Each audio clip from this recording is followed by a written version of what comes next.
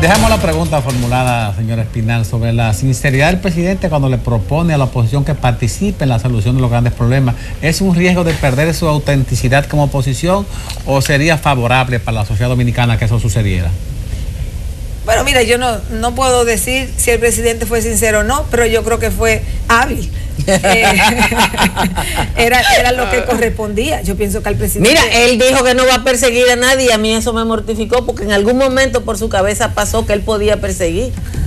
Y estamos en el tercer milenio. Vamos a la primera parte. Pero, o sea, creo que fue lo adecuado de su parte, hacerle un llamado a la oposición como el presidente triunfador. Yo pienso que la oposición puede participar por ejemplo, en los pactos, o sea, el pacto eléctrico, que es el pacto fiscal. La oposición puede y debe participar. Participar de esas actividades no quiere decir ser cooptado por el gobierno. O sea, hay una diferencia. La sociedad quiere soluciones a sus problemas. La sociedad no quiere una oposición solo para oír una campana disidente. Cuando la oposición da muestras de mantener un balance entre la crítica que es necesaria, la buena crítica que es necesaria, y la buena acción para ayudar a que el país se mueva en una dirección adecuada, esa es la oposición que se fortalece. Aquí se quiere resolver el problema eléctrico. Para poner un ejemplo, porque ya que hay un pacto, una discusión, una mesa montada en busca de un pacto. ¿La gente quiere que le solucionen el problema eléctrico? Yo no creo que la gente aquí quiere que los políticos se la pasen en una disputa y sigamos con el problema eléctrico. Vamos a suponer que aquí todo el mundo quiere una solución al problema eléctrico. Pues si todo el mundo quiere, a la oposición le corresponde participar en esa mesa, pero participar haciendo críticas positivas por un lado y también haciendo aportes para que avancemos. O sea que la idea de que ser oposición es siempre estar en contra de lo que hace el gobierno no es una buena cosa, porque incluso la oposición participando ahí y ayudando a tomar decisiones aprende. La oposición aquí ya no sabe ni se acuerda de cómo gobernar. Tiene mucho tiempo fuera. O sea, aquí quien gobierna y quien tiene experiencia gobernando es el PLD. Muy bien le haría a la gente, voy a decir del PRM porque realmente es el único partido. Es el partido de oposición. Es el partido que tiene la legitimidad popular para decir que es el partido de oposición. O sea, un partido que saca menos de 1% no puede decir que representa un segmento importante de la sociedad dominicana. Entonces, el partido de oposición en este momento es el PRM, y en la medida que el PRM sabe establecer ese balance entre la crítica y la contribución a mejorar los problemas de este país, también va creciendo, porque uno de los problemas graves que tuvo el PRD y que hereda el PRM en cierta medida es que un segmento amplio de la población lo ve como incapaz de gobernar efectivamente. Y el PRM, que ahora reemplaza al PRD como partido de oposición, tiene que demostrarle a la sociedad que es capaz de tomar decisiones adecuadas, racionales y que beneficien a la sociedad. En otras palabras, el PRM tiene ahora adelante varios años para probarle a la sociedad que la sociedad puede confiar en el PRM. Porque si no, llega el 2019, llega la campaña, y si la sociedad no vio que el PRM dio muestras de ser un partido con coherencia, con unidad, con organización, con presencia en la solución de los problemas, entonces va a decir ¿y dónde tú estabas todo este tiempo? No, y ya va a tener financiamiento público. Ya va a tener dinero, va a tener financiamiento público, o sea, ya va a tener mayores recursos para su propia organización. Porque miren, señores, para ganar elecciones,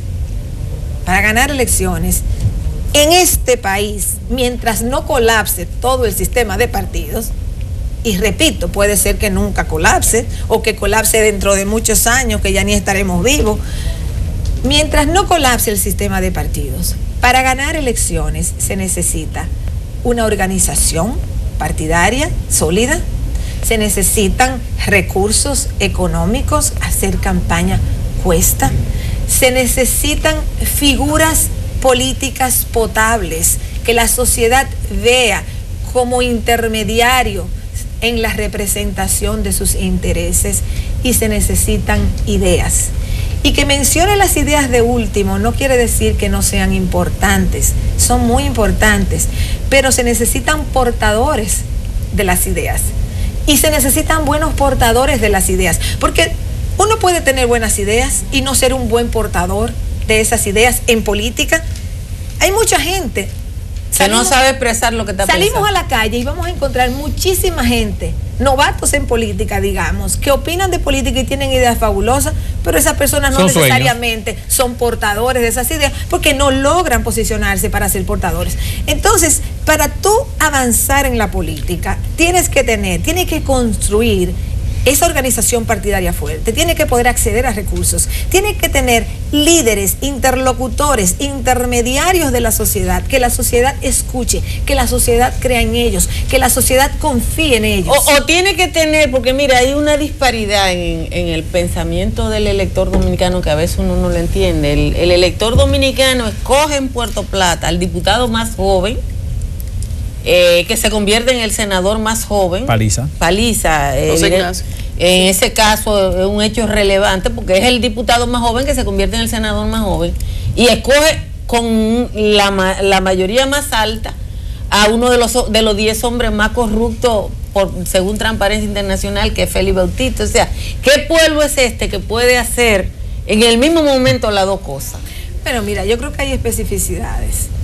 En San Juan, Félix Bautista se beneficia también de el voto de los diputados. Ahí iba de diputada la hermana del presidente. Con todos los recursos, pero esa no ha cogido un turno tampoco nunca. Con todo, o sea, la provincia del mismo presidente de la República. Okay. Como yo tampoco creo que podemos simplemente decir que Félix Bautista ha sido el más votado por él mismo. O sea, él estaba en una provincia donde había una gran inclinación a votar por el presidente Medina, a votar por la hermana del presidente Medina, que iba como diputada, y los senadores se benefician del voto de los diputados.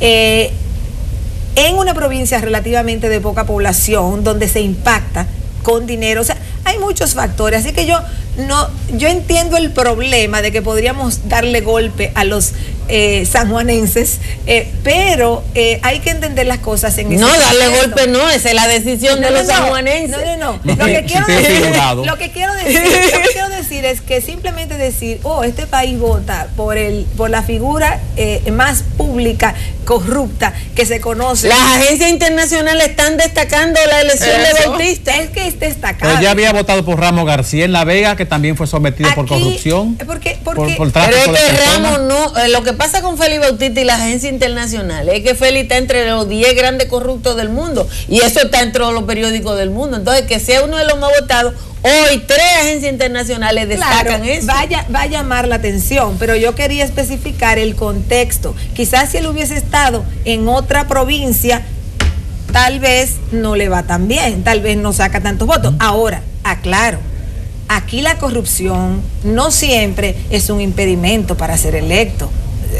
O sea, tengamos eso en cuenta. A veces la corrupción se puede convertir en un factor negativo para que alguien gane, pero no necesariamente. Eso tengámoslo en cuenta. Rosario, ¿qué va a pasar con el PRD? Bueno, el PRD, como todo partido que se alía a un partido de gobierno, recibirá beneficios, se va a beneficiar una cúpula pequeña de sus principales dirigentes, y el resto hacia abajo, pues recibirá algunas migajas, pero es un partido que no puede tener una identidad, porque tú no puedes forjar un partido si estás aliado con el gobierno. O sea, simplemente eres un apoyo y no puedes caminar hacia adelante. Entonces al PRD le espera lo que le pasó al Partido Reformista, estar ahí, eventualmente si no le conviene estar ahí, se va a salir de ahí, pero cuando se salga de ahí ya no tiene cara para dirigirse al electorado, y estará como está el Partido Reformista. ¿Es el nuevo partido bisagra? Podría ser bisagra, yo no sé si seguirá siendo en esta coyuntura. Pero va a quedar con un 5% del electorado según la proyección de la Junta Central Electoral, igual que el Partido Reformista. Pero el Partido Reformista ha andado por ahí. en casi todas las elecciones. Sí, pero Inclusive, para el PRD la diferencia es que el Partido Reformista ya tiene mucho tiempo con ese 5% y el PRD pasa de un 47 a un 5. A un 5, Y eso es doloroso. Y si saca, y en el futuro lo que saque, va a depender del arreglo que haga, porque si el reformismo no se hubiese aliado con el PRM, no llega saca ese 5. al 5. El 5% del reformismo no es del reformismo, fundamentalmente. El 5% del reformismo, parte es del reformismo y parte es de gente que marcó la cara de Luis Abinader en esa boleta. Nunca sabremos qué es del reformismo propiamente y qué no es, porque no hay forma de saberlo científicamente, pero sí podemos asumir que ese 5 no es todo del reformismo. Entonces es un partido debilitado. En lo que sí quedan los 4 es que si ya pasan el 5% van a tener acceso al financiamiento público. El financiamiento público se va a dividir ahora no solo entre 3, el grande, el 80% del financiamiento público ahora se va a dividir entre 4. Los partidos políticos se han ido poniendo orgánicamente más pequeños, pero han ido creciendo hacia lo que ellos le llaman el sector externo, que son los mismos miembros del partido, pero desde afuera. Sí. ¿De qué manera esos grupos que son inversionistas de la gran empresa de la política están ocupando el espacio que le corresponde a la gente que debe pensar y proponer? Bueno, ese es un fenómeno interesante sobre el cual hay que reflexionar más. Aquí van a haber 2 fenómenos que se van a seguir ampliando. El de los movimientos externos comenzó en los años 80. Jorge Blanco y la avanzada electoral. Exacto, pero eso se ha ido ampliando. Puede ser que fácilmente un partido como el PLD tenga cientos y cientos, más de 1000 movimientos fácilmente. Yo no lo he contado en este caso, pero hubo una estadística para las elecciones del 2012. De 600 y pico. Sí, eran 600 o no sé, algo, era un número alto. Sí. Entonces, lo que sucede con eso es que hay muchos grupos que o no tienen interés de entrar al partido o el partido no tiene interés de que entren, una o la otra, y prefiere que se aglutinen fuera, porque los mismos candidatos, incluso y sobre todo los candidatos presidenciales, los articulan como movimientos de apoyo a ellos, no a la estructura partidaria. Exacto. Entonces, Leonel Fernández tenía sus grupos externos de apoyo muy importantes. Danilo Medina también en el 12 y ahora. Entonces esos son grupos. ¿Ustedes recuerdan el término paramilitares? Cuando en las guerras se usaba el término paramilitar, o sea, grupos militares que no eran de la estructura de las Fuerzas Armadas ni de la policía, pero que actuaban militarmente. Bueno, esos son grupos parapartidarios. Hice el paréntesis para aclarar. Son una especie de grupos parapartidarios, apoyan esas candidaturas partidarias, pero no son parte de la estructura partidaria. Entonces, eso se va a dar. Lo otro que aquí se va a dar es que van a aumentar lo que yo voy a llamar clubes políticos. Clubes políticos son organizaciones que se gestan en torno a 1 o 2 personas que te movilizan 100, 200, 300, 500, 1000, o sea, un grupo X en torno a determinadas ideas, se pone un nombre, se reúnen, no pertenecen a una estructura partidaria, no crecen ni siquiera para lanzarse a buscar un reconocimiento de la Junta y si lo intentan no lo logran. Entonces aquí es muy probable que se gesten cada vez más eso que yo voy a llamar clubes políticos, y no lo estoy llamando en sentido peyorativo clubes políticos, sino que antes de que existieran los partidos políticos en el siglo XIX, a esas estructuras políticas se les llamaba clubes políticos. Porque, por ejemplo, aquí en el país, recurrentemente, casi al cierre de la campaña, los ex generales con el tal candidato, cada candidato principal lleva a sus ex generales en una rueda de prensa donde se sientan todos vestidos de civil. Así hacen generales. ¿Para qué sirve eso? Comerciantes, ferreteros, o sea, todo el mundo. Los ferreteros con Danilo, los dealers con Danilo. La de salud. Hay una asociación de camarógrafos con Danilo, de camarógrafos y fotógrafos, de salones de belleza. O sea, son muchos y así mismo van los militares. Pero lo que yo me refería era a que hay grupos no militares, no estoy hablando ahora de grupos militares, sino de grupos de personas, de ciudadanos que no forman una ONG, no hacen un tipo de trabajo societal, sino que buscan hacer un tipo de trabajo político. Esta es una sociedad muy politizada. Y lo que vamos a ver ahora es que, como no hay una fuerte oposición partidaria, y como hay mucha gente que no le interesa entrar al PRM, ni le interesa entrar al PLD, o sea, no quieren entrar a las rigideces de esas estructuras partidarias, entonces lo que van a hacer es, se van a dar dos modalidades: o se constituyen como grupos de apoyo en procesos electorales con intereses clientelares, o se constituyen en esa forma de grupos, de clubes políticos que tienen una vida interna y que en momentos electorales deciden apoyar a fulano o a mengano. ¿Puede un parapartido convertirse, o podría convertirse en competencia de algún partido con una figura particular? ¿Pudiera darse ese caso? Bueno, pudiera darse. Es el outsider que tú dijiste. Pudiera darse, pero lo que permitiría que eso se dé, y eso es lo que yo quiero remarcar, porque aquí creemos que cualquiera va a surgir de la nada, o que tú formas un partidito pequeño y porque tus ideas son buenas tú vas a despegar. Lo que yo quiero señalar es que para que surja esa sorpresa, tiene que desplomarse el sistema partidario. Aquí hay un PLD consolidado, con una gran estructura partidaria, con grandes recursos. Eso tendría que desmoronarse. O sea, eso tendría que debilitarse, si no desmoronarse, por lo menos debilitarse significativamente, para que los electores abandonen ese espacio partidario. Y tendría que no existir una oposición articulada, o sea, tendría prácticamente que debilitarse o colapsar el sistema de partido. Solamente así podría aparecer algo nuevo que se estructure. Y aquí tenemos un problema agregado. No solo que ha habido históricamente estructuras partidarias fuertes, sino que aquí no hay grandes movimientos sociales.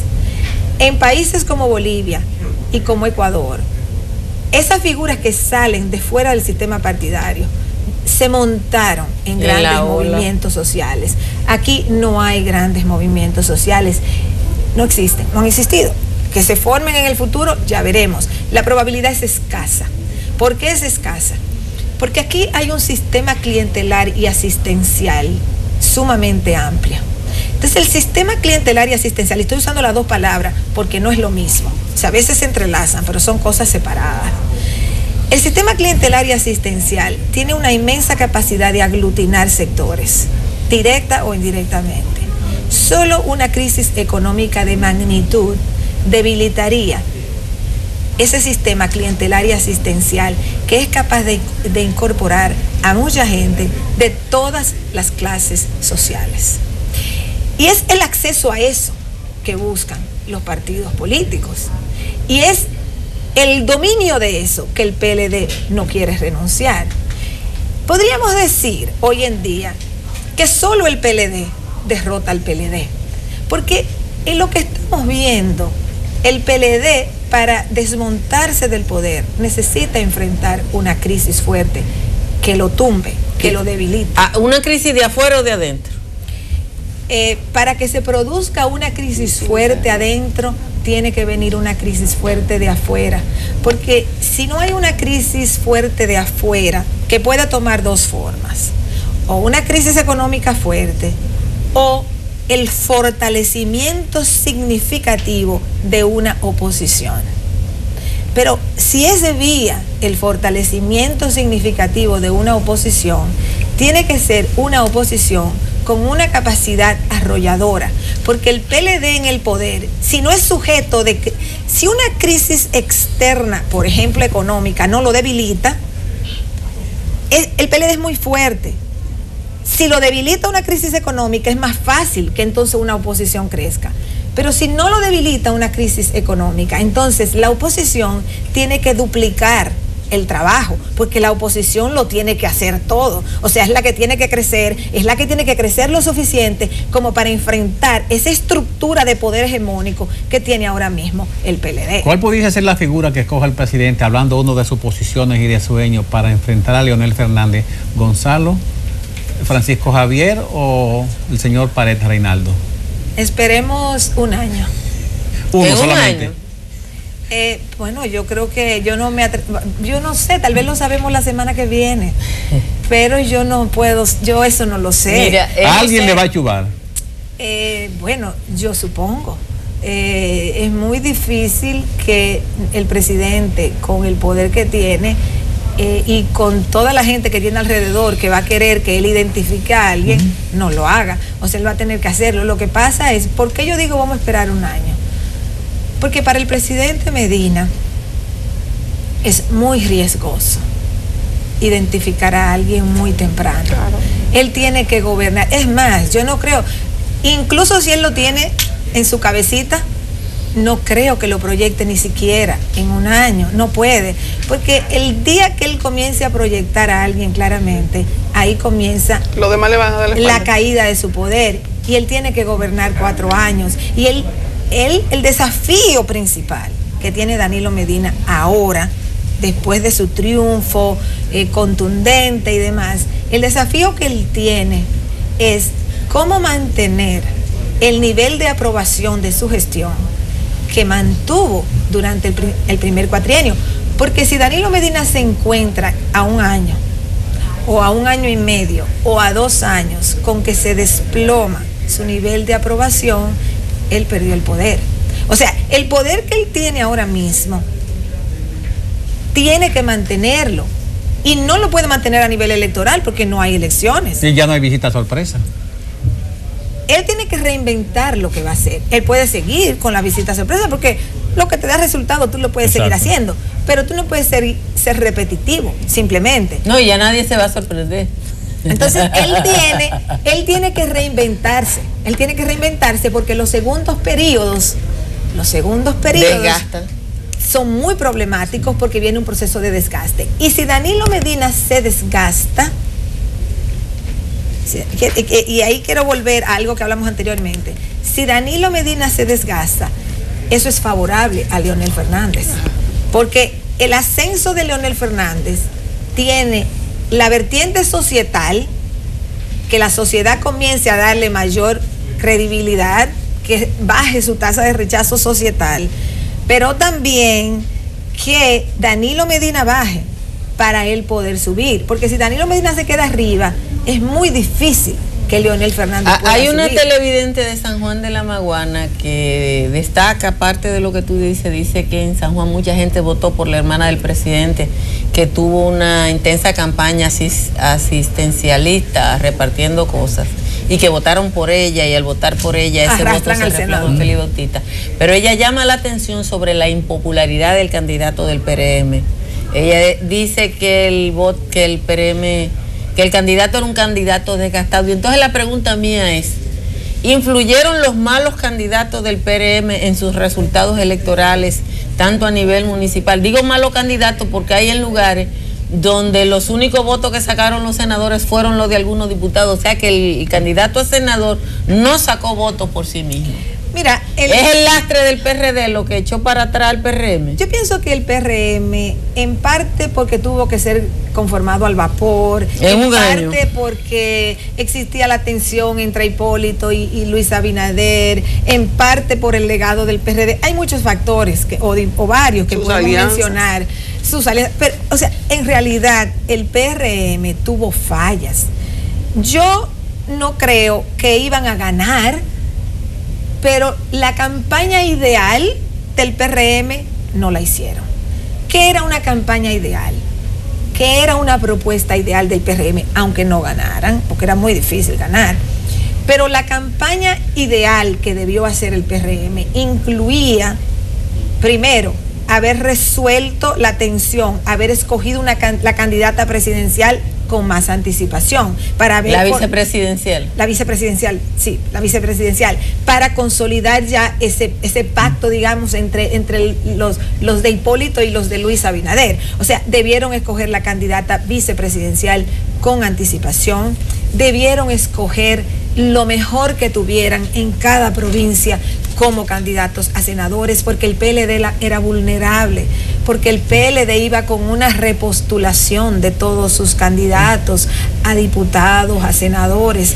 Entonces, una buena oferta senatorial y de diputaciones del PRM, pues le hubiese ayudado a ganar más senadurías y más diputaciones, pero sobre todo más senadurías, porque eso es lo que le da, es la votación general a nivel congresional que te da los escaños que tú ganas en la Cámara de Diputados. El PRM debió invertir más en una sola cosa, en contratar los mejores estrategas de campaña que existieran en el mundo y en este país. Porque con buenos estrategas de campaña, ellos hubiesen podido buscar los votos donde estaban los votos. No desgastarse en crítica a la visita sorpresa ahora, a la no sé qué, por la acá, planta de carbón. A la planta de carbón.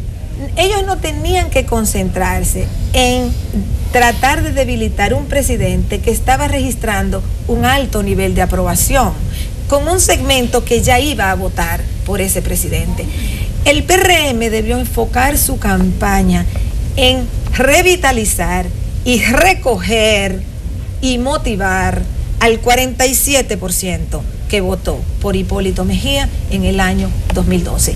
Esa debió ser su campaña y ahí debieron enfocarse. Pero como aquí pierden la perspectiva y se dicen ganadores de las elecciones, aún sin viabilidad de eso, pierden lo más por lo menos. Y lo más que podía hacer el PRM era reagrupar el voto PRDista del año 2012, porque tenía al PRD tratando de llevarle votantes de esos hacia el PLD. Entonces su estrategia, la estrategia de campaña del PRM debió fundamentarse en buscar esos votantes PRDistas para minimizar lo que el PRD le iba a tratar de quitar. Esa debió ser la campaña del PRM, pero eso es pasado.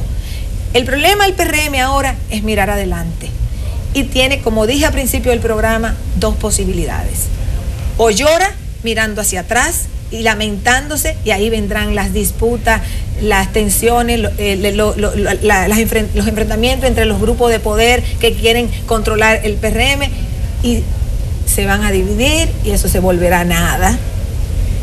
O ellos miran lo que lograron, se mantienen unidos, buscan desde ya buenos estrategas, buscan desde ya buenos candidatos para posicionarlo para el 2020. Es un trabajo arduo que ellos deberían comenzar a hacer la semana que viene o la siguiente, después que cojan una semana o 15 días de descanso. Ya veremos Gilgani que en el 20 otra vez. Bueno, gracias Rosario por haber estado con nosotros en esta mañana.